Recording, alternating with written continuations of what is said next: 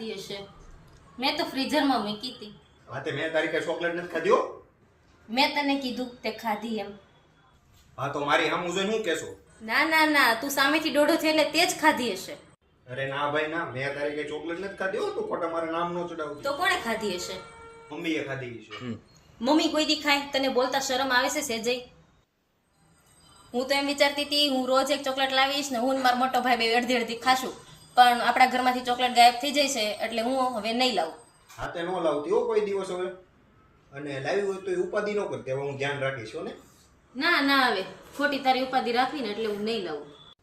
ના ના હવે કાંઈ વાંધો ન હોય. તમ તારે હું પૂરેપૂરું ફૂલ ધ્યાન આપીશ અહીંયા. ના ના, હવે એવું કઈ હવે લાવવું નથી. હા તે નો લાય તો કાંઈ નહીં બરોબર. એમાં મારે ખાવી નથી. એમથી તે ચોકલેટ ખાધે છે ને દાંત ચડી જાય હો. હા લ્યો તો સરસ. આ જો એક ચોકલેટ લાવી હતી, પણ હવે તો તારા દાંત સડી જાય છે એટલે હું એકલી ખાઈ લઈશ.